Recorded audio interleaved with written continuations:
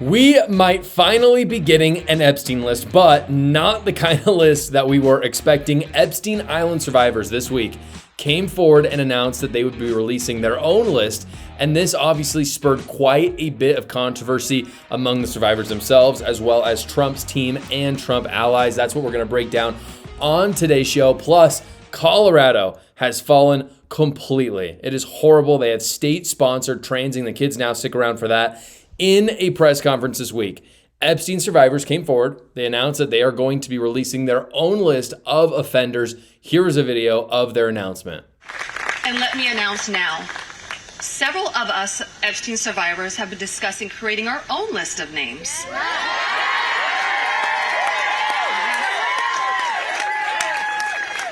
We know the names. Many of us were abused by them.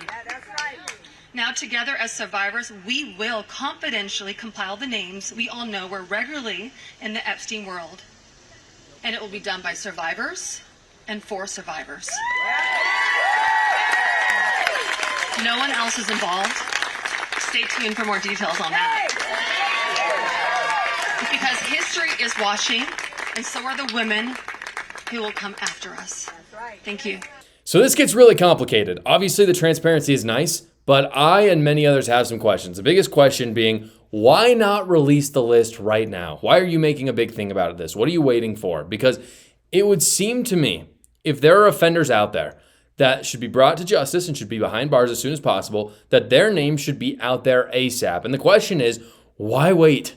Why? There's no reason to sell. And this is all I can think of, is to sell the information to the highest bidder. Because I'm assuming many news networks, CNN, Fox, etc., would pay good money to break a story like this. You can offer information to people and just see who pays the most. And I don't want that to be true, but I'm not the only one who's skeptical about this. Matt Walsh, who's been very angry, by the way, at the Trump administration for not releasing more on Epstein, was pretty scathing to some of the survivors who announced this. Here's what he said. And this surprised me because he's been so anti-Trump, honestly, in many ways with the Epstein files. He said, I know people will say that these women haven't released the names because they're afraid, but then why are they on camera announcing their intention to release the names later? Doesn't make sense to do it this way if you fear for your life. He continues on another tweet and he said, I think the Trump admin should release all of its Epstein information, as I've said many times, but it is pure political theater to hold a big press conference with Epstein victims where they speak cryptically about all the powerful people implicated in this scandal,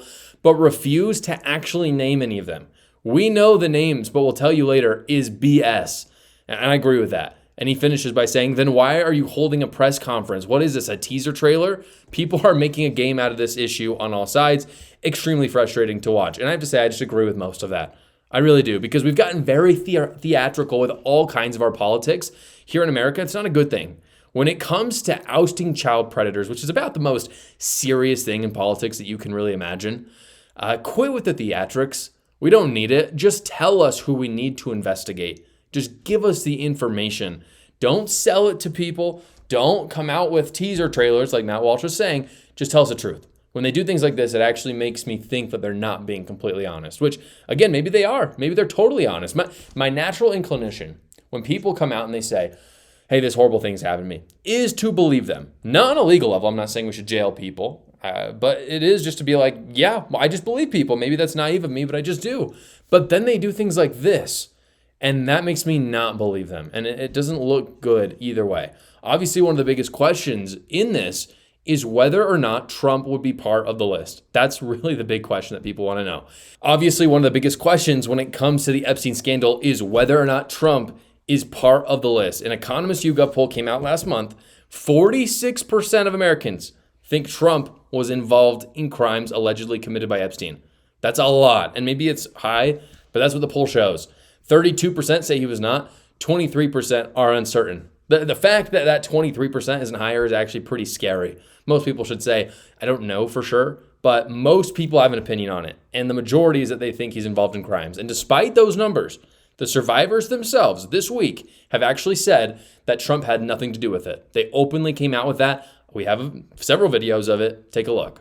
And I know, and it's just something that I think we're compelled to at this moment, with the attention on President Trump, with these questions around a pardon.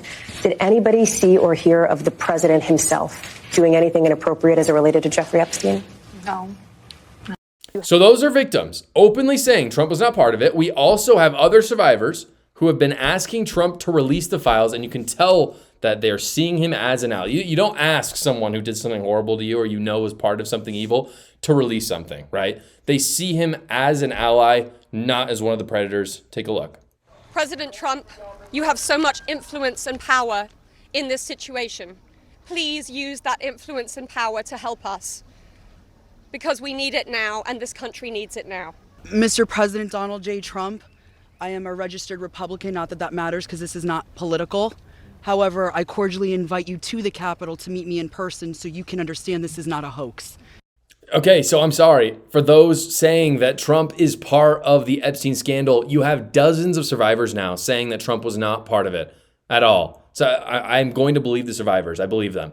Now, just because Trump wasn't at the island doesn't mean he's actually handling the criticism well, because he's really not. Here is his reaction to finding out that the survivors are once again asking for him to release more files. So this is a Democrat hoax that never ends. You know, it reminds me a little of the Kennedy situation. We gave him everything over and over again, more and more and more, and nobody's ever satisfied. From what I understand, I could check, but from what I understand, thousands of pages of documents have been given. But it's really a Democrat hoax because they're trying to get people to talk about something that's totally irrelevant to the success that we've had as a nation since I've been president. Okay, so allow me to analyze Trump's thoughts for a second. He's got a lot to work on. He's been very successful in a lot of areas. Again, that was a bad response, but he himself knows that he is not a predator. So hearing this stuff to him is annoying. It's a waste of time in his mind. And I think of other people, for me or for you, for example, if you heard this, you'd be like, shut up. Stop. Like, why are we still talking about this? However, I kind of get that on Trump's part. However, in terms of optics, and he is the president of the United States, so optics matters for him more than maybe anybody in the world. In terms of optics, this is a failure. A pretty good rule of thumb in politics is that when sexual assault survivors plead for help from you, you at least need to say kind things about them and offer some compassion. Don't just say it's coming from Democrats. Because again, that girl in it said, look, I'm a registered Republican. This isn't just Democrats saying these random things. These are things that people actually care about. And it's just kind of rule number one, like, don't just disregard what sexual assault victims are saying. Trump has not done this very effectively at all. Some Republicans are now coming after Trump for it. Thomas Massie, who says a lot of good things. You know, I think a lot of people like him for what he says, but he hasn't actually done anything productive in Congress whatsoever. Got pretty intense with the president online. This is what he tweeted out. He said, White House says helping me secure a vote to release all the Epstein files is a hostile act, but they're threatening anyone who helps bring true transparency and justice for the survivors. This is a tacit admission that the Oversight Committee data release is woefully incomplete. And he actually posts what they said below. And it does say, helping Thomas Massie would be viewed as a very hostile act. And he makes a good point. I think he does. Michael Knowles, who is a huge Trump loyalist, retweeted Thomas Massie's tweet of that, saying the following. He's quite scathing in it. He says, 2005, Epstein story breaks. 2015, it becomes a national news story. 2025, Trump threatens to primary Thomas Massie over a spending bill. 4 months later, Massie mentions Epstein for the first time and makes it his personal crusade. Funny how that timeline works. And honestly, a lot of that's true. That's a good point. That's what Thomas Massie is doing. And so, again, the optics for Trump is putting out very, very poor energy. It's not good. But why? The question that you should be asking is, why are people caring so much right now? If you've always cared, fair enough. That's great. I have no criticism for you. But if for the first time, like Thomas Massie, you're starting to care, I'm sorry, it just seems like it is political opportunism. You've got political opportunists coming out of the shadows to try and take advantage of President Trump. And I think that does a real disservice to your party, but mostly to the survivors, because I think the survivors releasing a list to a news organization in this glitzy and theatrical manner is a real mistake. I do, because there's no way to verify if these names are real. So they're going to come out with this list.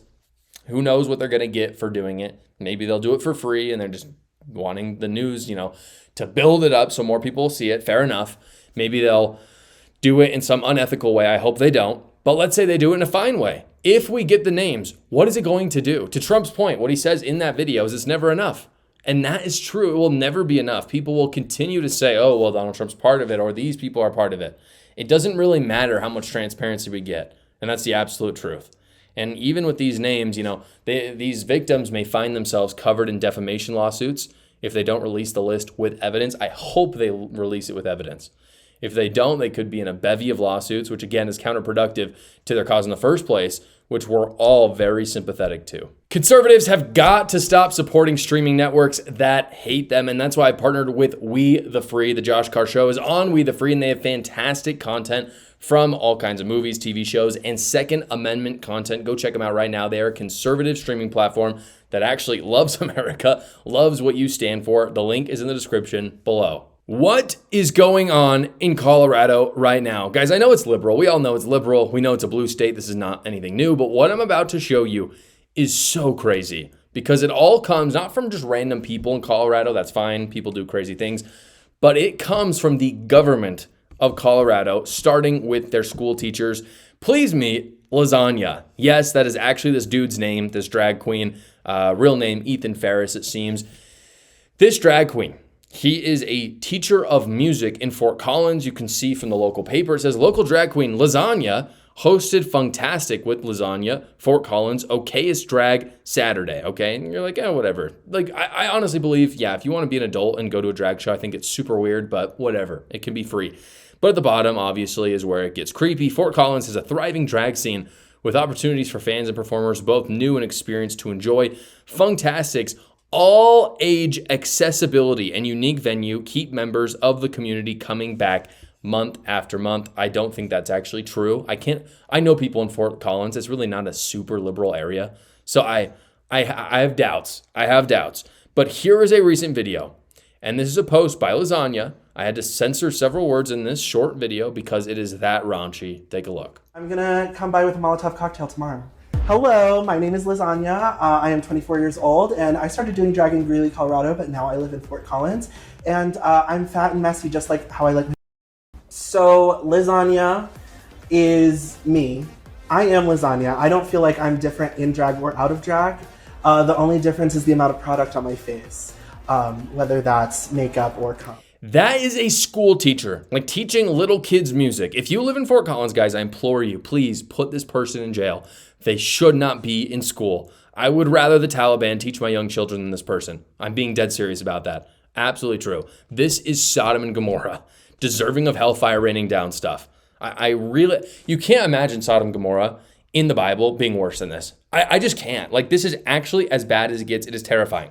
And it is not a wonder that it is being encouraged in Colorado right now because of what the government is doing.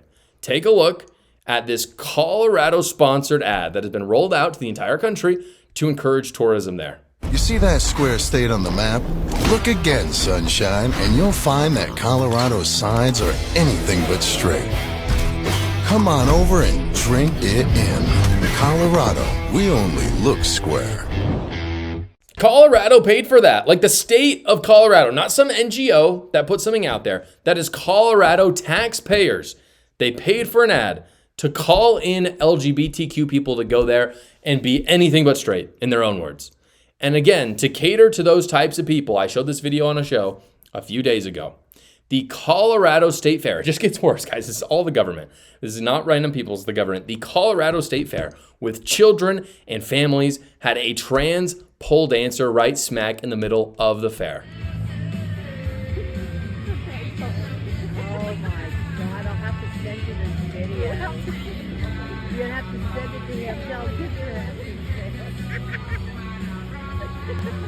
Disgusting. In a state fair, there are families and children there. It's not some private event. It's not where adults can only be. The left always does this. They'll ask you this. They'll say, why can't two consenting adults do whatever they want? How does this gay marriage affect your straight marriage? And the answer is that they always can. Two consenting adults can always do whatever they want. No one cares. Republicans always have said they can. It doesn't matter. It doesn't make it right, but it's not illegal, and no one thinks it should be illegal. But the problem is that it spirals. It spirals into stuff like this. Stop gaslighting us and saying it's just two consenting adults. That right there is not two consenting adults. This is a state-sponsored event where children and families are looking at sexualized content because of the LGBTQ cult. It's not two consenting adults in some sort of closed off space. I'd love to say that it's tanking Colorado's tourism economy, but the truth is it's actually growing. It's reported that 11 million more visitors came in 2024 than in 2021. So huge growth in Colorado because of this. And so I think what's really happening is you are seeing conservatives go to conservative states and liberals go to liberal states. In terms of tourism as well as moving, you're seeing Florida and Texas get way, way bigger. And most of those are conservatives fleeing California and New York as well. And then for tourism, Republicans are going to go to Utah for skiing. Democrats are going to go to Colorado. To cap it all off, guys, this week, the first ever trans congressman, Sarah McBride, had a press conference talking, not from Colorado specifically, but still in the LGBTQ cult. And this congressman, not woman, had a press conference talking about how Republicans were the ridiculous ones and not him. Gaslighting at its finest. Take a look. I wish that they would spend even a fraction of the time that they spend thinking about me, thinking about how to lower the costs for American families. I wish they would spend a fraction of the time that they spend thinking about me, figuring out how to make government actually work better, rather than making it work worse in order to prove that government can't work. They are obsessed with culture war issues. The Republican Party is obsessed with culture war issues. It is weird and it is bizarre. And the American people deserve serious legislators, serious elected officials who are focused on bringing people together to deliver real results for the American people, not to play games and not to engage in schoolyard taunts. Yes, yeah, it's Republicans that are weird and bizarre. And if there's someone out there who is a real serious legislator, it is the person who pretends to be a girl all day. Every accusation is a confession, ladies and gentlemen. He is the one playing games and literally engaging in schoolyard behavior, which is something, again, that he said in that. It's hilarious. He's literally using words like weird, bizarre, playing games, being unserious legislator. Really? Really? His whole life is playing pretend. But I'm glad that Republicans are finally obsessed with the culture war. That's what he said in there, that we're obsessed with it. I'm glad. I'm really glad. Republican leaders have not done a good job with that in the past, but now we are, and they're scared because we are winning, and that terrifies Democrats. The progressive left is a cult, guys. I talk all about it in my book, A New Cult. You've heard about it, but it is time to finally buy it and do a little bit of good reading. There's some stories in there you've probably not heard about. There's some fantastic, I had a great time writing it. I think you'll have a great time reading it as well. Also makes a great gift. Go check it out right now. The link is in the description below. Thank you so much for watching this video, everybody. Please like the video so other great patriots like yourselves will see it. And you can tune in every single weekday at 6 p.m. Eastern for the live show, or you can watch another video right here.